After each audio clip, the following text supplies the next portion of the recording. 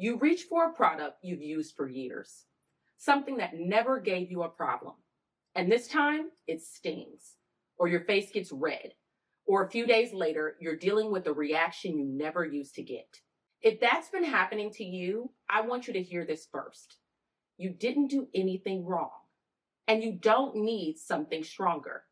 Your skin changed, and today I'm going to show you exactly why and what actually helps.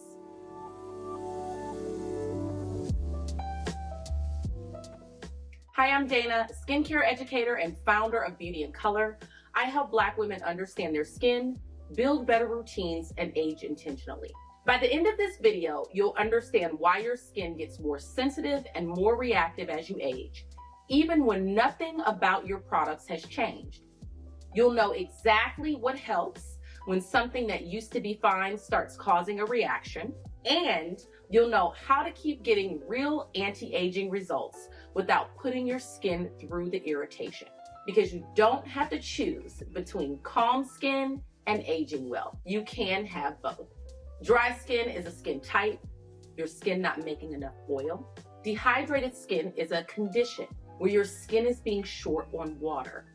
I broke that down fully in a separate video, so if you want a deeper version, it's there for you. But there's a third thing people lump in with those two, and it's the one that shows up the most once you hit your 40s. Sensitive, reactive skin. Reactive skin isn't about oil, and it isn't only about water. It's about a barrier that's gotten easier to set off. Products that used to feel fine on your skin now sting. Ingredients you tolerated for years suddenly cause redness or bumps. Your skin's tolerance has gone down, even though you're doing the same things you always did. And here's why that matters so much. When your skin is reactive and you push through it anyway, you pay for it twice. Once now in irritation and a weakened barrier, and again later in the dark marks that irritation can leave behind. We'll come back to that second part because for us, it's a big deal. So let's talk about why this happens. Because once you understand the mechanism, none of this feels random anymore. Your skin barrier is the outermost layer of your skin. Think of it like a brick wall. The skin cells are the bricks, and the natural oils between them are the mortar that holds everything together and keeps moisture in. I broke this all the way down in my very first video, so if it's new to you, start there. But here's what changes with age. That mortar is made of ceramides, fatty acids, and lipids, and your skin makes less of it over time. Your cell turnover slows down, and your skin repairs itself more slowly than it used to. And your skin's natural store of hyaluronic acid keeps declining. That's the water-holding molecule I've talked about before. So essentially, the wall gets a little more fragile and a little slower to rebuild itself. There's also a hormonal piece, especially as you move into perimenopause and menopause. As estrogen declines, your skin produces less oil and the barrier gets weaker. That's not a small footnote. Estrogen is a big part of why your skin held up the way it did in your 20s and 30s. And the research backs this up in a really specific way. A study published in the Journal of Clinical Investigation compared the skin barrier in younger and older adults. They found that the skin barrier of older adults gets disrupted more easily. And once it's disrupted, it takes a lot longer to recover. So it's not just that your skin reacts more, it's that it stays reactive longer once something sets it off. That right there is the whole explanation for what you've been experiencing. Same product, same you, but a barrier that's easier to disrupt and slower to bounce back. So here's the part you actually came for. What do you do about it? First, when your skin reacts, don't reach for something new. Take something away instead. I know that's counterintuitive because the instinct is to go buy the thing that's going to fix it. But when you get a reaction, pull back to the basics instead.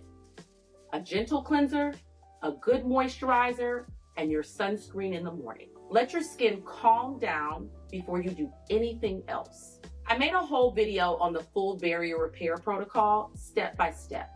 So if your skin is in a reactive flare right now, go watch that one next. Second, when you do start adding products back, bring them in one at a time and go slowly. Reactive skin gives you less margin for error, so you want to know exactly what your skin is responding to. Adding 3 new things at once and hoping for the best is how a lot of these reactions start in the very first place. Now here's the question I get the most. If my skin is this sensitive, do I have to give up on anti-aging? And the answer is absolutely not. You just get smarter about how you do it. This is where 2 things become your best friends: hydration and peptides. So with hydration, when your skin is well hydrated and your barrier is supported, it tolerates everything else better. A lot of what women call sensitivity is actually a dehydrated, under-supported barrier overreacting. Get the hydration right, and your skin has more capacity to handle the actives you actually want to use. Then there's peptides.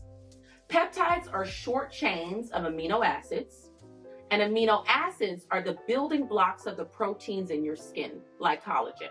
So peptides signal your skin to do more of its own repair and firming work, and they do it gently, which is the part that matters here. They're well tolerated, even by sensitive reactive skin, so you get a real anti-aging benefit without the sting. Now, I'm not gonna pretend retinol doesn't exist. Retinol is the most effective anti-aging ingredient we have. The research on it is extensive. Plenty of women in their 40s use it and love it, and so do I. But I'll be honest with you about the trade-off. Retinol is also the more irritating option. It can cause dryness, peeling, and redness, especially when you're starting out or when your skin is already reactive. For skin that's easily set off, that's an important thing to consider. So here's how I actually handle it, and it's the part I want you to remember. I use both. Peptides are my workhorse that I use 3 or 4 times a week. They're gentle enough that I can use them without thinking twice.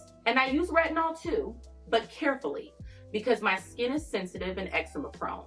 And I've learned the hard way what happens when I push it. Peptides aren't a replacement for retinol, but they're how I keep getting results on the days and the seasons when my skin can't take the stronger stuff. Knowing how to use both and when is the real skill.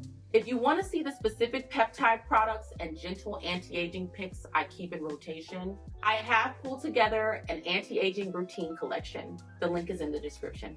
Now I want to talk to my Black women specifically for a minute, because this is where reactive skin carries an extra cost that doesn't get talked about enough. When your skin gets irritated, inflamed, or reactive, it doesn't always just calm down and move on. Very often, it leaves a mark. That's post-inflammatory hyperpigmentation. The dark spots that show up after a breakout, a scratch, or a product reaction. For us, inflammation and pigment are closely linked. So every reaction you push through isn't just uncomfortable in the moment. It can leave behind discoloration that takes months to fade. That's why everything I just said about backing off and being gentle matters more for us. Protecting your barrier is also how you protect yourself from the dark marks. For our skin, calm isn't the boring choice. Calm is a strategic one. Before we wrap up, let me leave you with the 3 mistakes I see most often so you can skip right past them. 1, assuming a reaction means you need something stronger. Almost always, it's the opposite. You need to simplify and support. 2, believing that stinging means it's working. It doesn't. Stinging is your skin telling you something is wrong, not that a product is doing its job. A light tingle from an active is one thing. Real stinging and burning is a stop sign. 3, trying to fix a reaction by piling on more products.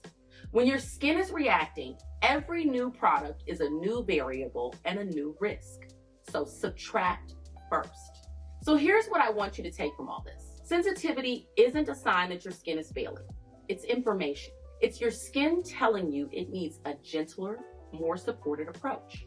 And when you listen to that, You can absolutely keep aging intentionally with your barrier protected the whole way. In the comments, I want to know, has a product you trusted for years suddenly started reacting on you? Tell me what it was. I promise you're not the only one this is happening to. And next week, we're staying right in this lane. When your skin is more reactive, protecting it matters even more. So this one's all about sunscreen for darker skin tones and why most of the advice out there was never written for us in mind. If this was helpful, subscribe so you don't miss it. I'm so glad you're here, and I will see you next week.